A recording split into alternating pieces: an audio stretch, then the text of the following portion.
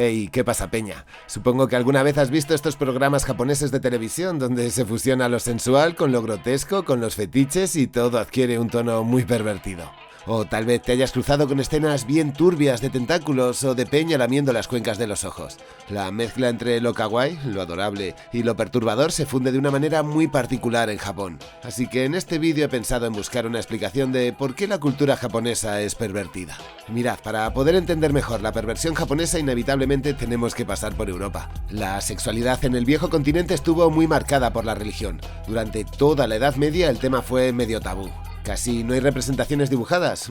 Pensad que la mayoría de las ilustraciones eran de motivos religiosos, ni tampoco tienen una literatura picante. Tal vez el máximo exponente de la época fuese el libro del buen amor, que trataba el amor cortesano y que además tiene una fuerte intención moralizante, reduciéndose lo sexual a la vida privada. El sexo no estaba en los espacios públicos y se veía con pudor y vergüenza. Frente a esto, la literatura erótica japonesa fue mucho más abierta de mente. Ya en el siglo X, una mujer de la realeza, Murasaki Shikibu, escribió la que se considera la primera novela, Genji Monogatari, donde hay situaciones con encuentros sexuales. Y este no es el único ejemplo. Están los Sasekisu, que son recopilaciones de cuentos con un toque picante que incluso a veces parodiaban rituales religiosos. Es decir, frente a la represión sexual europea, la sexualidad en Japón no estaba condicionada, como si estaba en el viejo continente por el puritanismo cristiano, sino que se disfrutaba sin apenas tabús. En Europa tendremos que esperar al Renacimiento para encontrar las primeras ilustraciones con contenido sexual, y jamás serán representaciones de la vida cotidiana ni con personas de la época,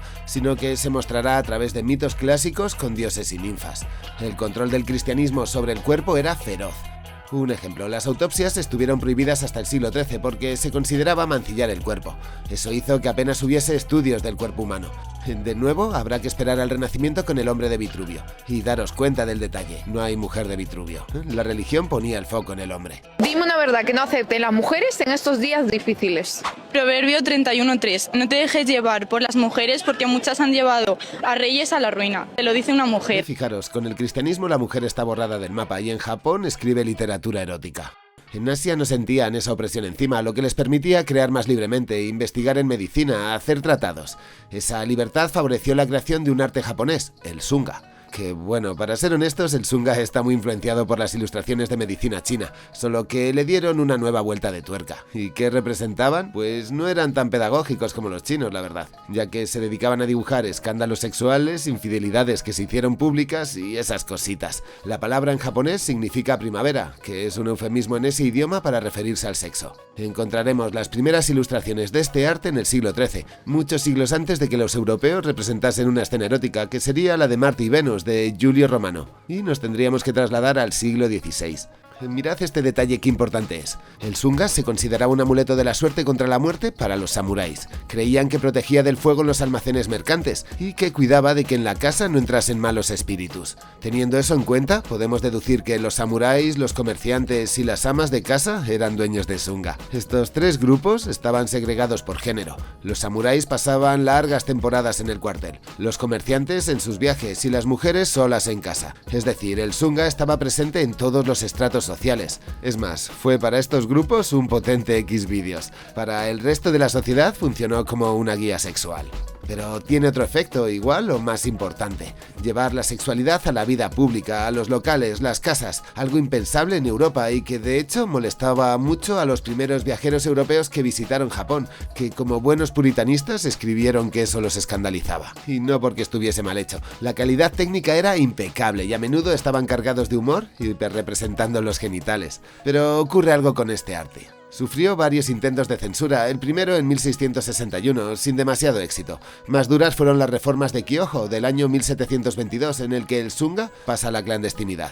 Eso no significa que la producción de obras decayese. ¿Sabéis qué es lo que acabó con ese arte? La fotografía erótica, más de 100 años después. Y aquí viene una buena. Tras su desaparición volvió para ser fuente de inspiración de otro subgénero, el hentai. Tal vez sin shunga nunca hubiésemos tenido hentai. Esto no lo había mencionado, pero el shunga es un tipo de ukiyo-e. Para quien no sepa a lo que me refiero, es un estilo japonés de ilustrar bastante particular. Se trata de una forma de hacer grabados de madera que se podría reproducir varias veces, y hay algo hermoso en el proceso, porque para conseguir la plantilla, el dibujo se destruía. Dentro del ukiyo encontramos algo que nos interesa para comprender la mentalidad pervertida y grotesca de los japos. Las series de representaciones con samuráis y con escenas violentas donde aparecen mutilaciones, descuartizamientos y chorros de sangre. Esta iconografía mucho más explícita se hizo popular en la segunda mitad del siglo XIX. De todos los que conozco me llama la atención Yoshitoshi, y en especial su colección de obras sobre samuráis y escenas de guerra. Si os interesa, este tipo de ilustración se conoce como musae, aunque si debemos de destacar alguno de sus influyentes trabajos para entender los bizarros fetiches de los nipones es sin duda 28 muertes famosas. Lo hizo a medias junto a su pupilo Yoshihiko. Se publicó en 1867 y muestra 28 escenas de la crónica roja japonesa del siglo XIX, en donde se ven asesinatos a prostitutas, violencia intrafamiliar que acabó en desastre, historias de venganza y crímenes clásicos. Algo curioso es que esas escenas tan cargadas de violencia deberían de estar censuradas. Para evadirla, las imágenes se representaban como historias ejemplarizantes de lo que no se debía de hacer. Por eso, siempre en cada una de ellas te encontrarás un texto que explica lo que ves y lanza una moraleja. Irónica y hermosa manera de evadir la censura, y quedaos con ello porque algo así aplicarán más adelante. Esta colección es muy famosa por su crueldad y ha servido como fuente de inspiración para las 28 muertes crueles de Suehiro Maruo, que inspirándose en esta obra la adaptó a Crímenes del siglo XX, publicando su versión en 1988. La serie de 28 muertes famosas pertenece a un subgénero conocido como chimidoro-e o muzane, o pinturas sangrientas. El shunga pone lo ero y el muzane lo grotesco. Como hemos visto en el siglo XIX y desde antes, se está dando un caldo de cultivo ideal en Japón para la creación y la naturalización de los fetiches y las depravaciones. El shunga, el ukiyo-e y tener unas tendencias religiosas que no demonizan el sexo hizo que los japoneses no lo mirasen con ojos inquisitoriales. Todo lo contrario, era una expresión humana medio naturalizada. Pese a esa apertura en el ámbito más sensual, Japón era una región anclada en el feudalismo, con una sociedad fuertemente jerarquizada. Era un país aislado, preindustrial y dominado por clanes. Ese modelo se transforma con la llegada del periodo Meiji, entre 1868 y 1912. La palabra Meiji se podría traducir por gobierno ilustrado o era de culto a las reglas. Qué feo suena eso último. Japón con este movimiento buscaba parecerse a las potencias occidentales que acababan de entrar con la ilustración y la modernidad a una nueva etapa de la historia. El gobierno nipón adoptó normas legales inspiradas en Europa, incluyendo leyes contra la obscenidad. Un ejemplo clave es el artículo 175 del Código Penal japonés de 1907, que prohíbe la distribución de material considerado obsceno y de pornografía explícita sin censura. Esa ley es la que hace que a día de hoy se ponga el patrón de píxeles para que no se vean los genitales en el hub.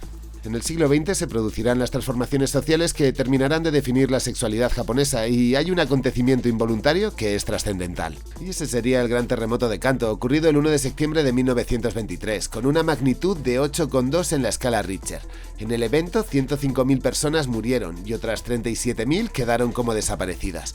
570.000 hogares fueron destruidos y casi 2 millones de personas tuvieron que ser desplazadas. A lo que hay que sumar unos 6.000 coreanos muertos porque se corrió el rumor de que estaban saqueando y quemando las casas. El racismo, qué curioso es. Es exactamente el mismo argumento que usó Vox y la extrema derecha en las inundaciones de Valencia para intentar criminalizar a los inmigrantes. Incluso la policía participó de eso. Ay, Peña, qué rápido se les cae la careta a algunos. Y mientras estábamos limpiando el gimnasio, de día, había unos chavales negros y moros, y lo digo porque eran negros y moros, porque no eran noruegos, y hay que decirlo porque me da igual que me digan que este comentario es racista, porque no es racista, es sentido común, y me da igual si los españoles también roban y si los españoles también matan, me da igual, porque los españoles están en España. Hasta Estudio Ghibli ha representado ese momento tan importante de la historia reciente japonesa en la película El viento se levanta. Pero centrémonos, el terremoto de Kanto es importante para nuestra historia de perversiones porque la destrucción, el sinsentido y la cantidad de escenas grotescas que vio la población ayudó en la creación del eroguro.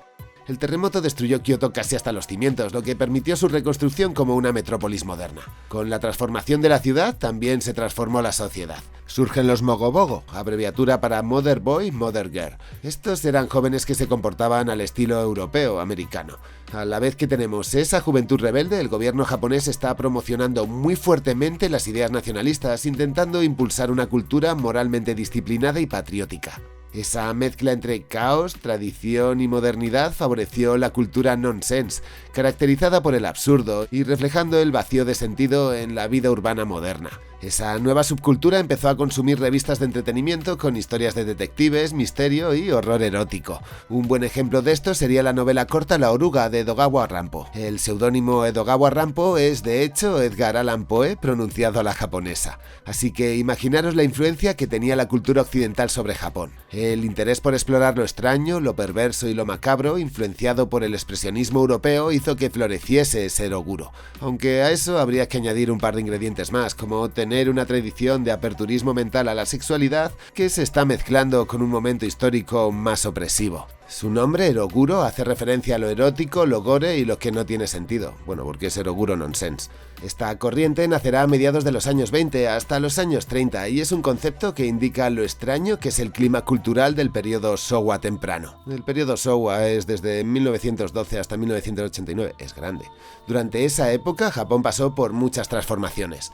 Entró al sistema capitalista para a los pocos años caer en quiebra por el crack del 29. Se vio influenciada por las corrientes marxistas que a su vez trajeron un movimiento de reacción ultranacionalista que terminó desencadenando en la invasión de China. Todo eso convulsionó la mentalidad, impulsando el eroguro, que nació como una válvula de escape que combinaba erotismo, violencia, horror y absurdo para hacer una crítica artística y social al Japón en vías de militarización. Por desgracia, el eroguro sufrió un golpe muy duro, la censura. En ese contexto imperialista que busca transformar la mentalidad hacia el ultranacionalismo y la obediencia, se da la Ley de la Preservación de la Paz, del año 1925, una de las leyes de censura más importantes del Japón moderno. Su objetivo era, atentos, proteger el sistema imperial y evitar ideologías revolucionarias.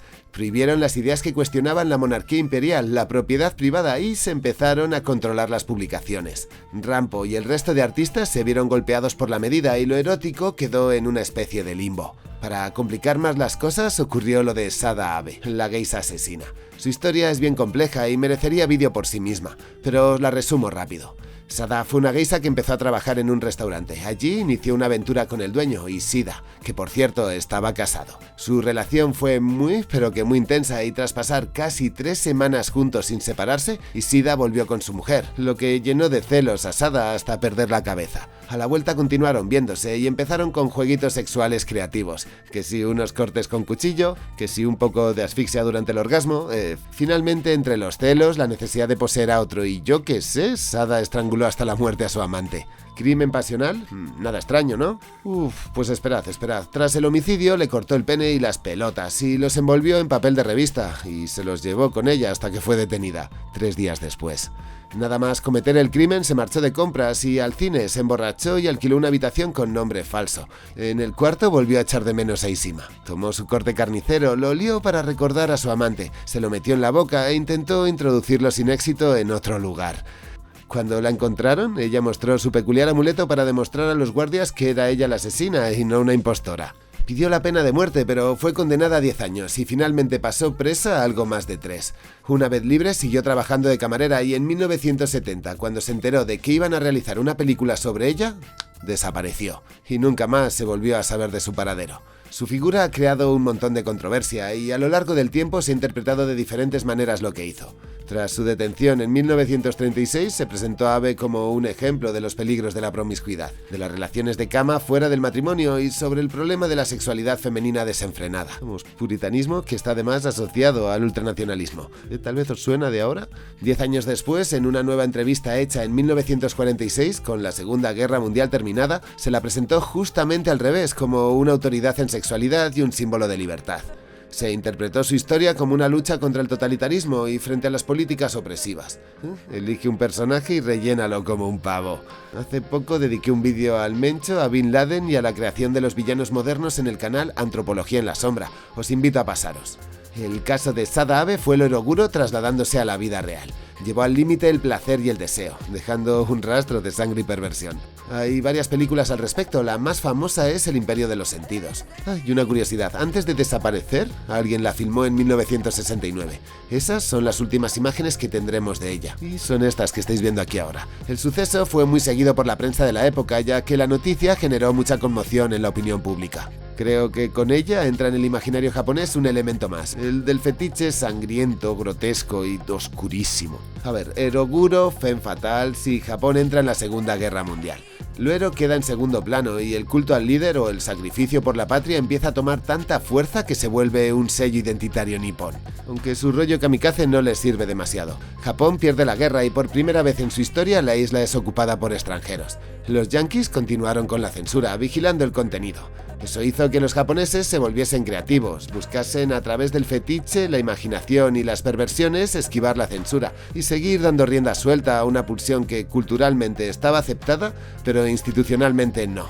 Y os voy a decir una cosa, reflexionando me doy cuenta de que la cultura japonesa no es pervertida, sino que tal vez nuestra mirada occidental sea demasiado mojigata por demasiados años de cristianismo represor, y bueno, y también por la falta de una vida sexual pública. Tal vez eso explica el que cuando vemos esos programas de televisión nos ponemos nerviosos. Ahora nos faltaría responder a otras preguntas. ¿Cómo se desarrolló la industria en la segunda mitad del siglo XX? ¿Y qué es el Pinky Eiga? O mejor aún, ¿por qué el manga y el anime desarrollaron tantos fetiches y géneros sexuales específicos después de 1950? Pero eso será para otro vídeo. Si no me cierran el canal, que el 9 de abril por fin será mi juicio, por fin. Por eso os aconsejo mucho suscribiros al canal de Antropología en la Sombra, no vaya a ser que me perdáis, donde esta semana estreno vídeos sobre por qué los estates están atacando Irán. Soy mi propio censor, estoy poniendo barritas a las cosas, sí, y nos vemos en la mojigatería.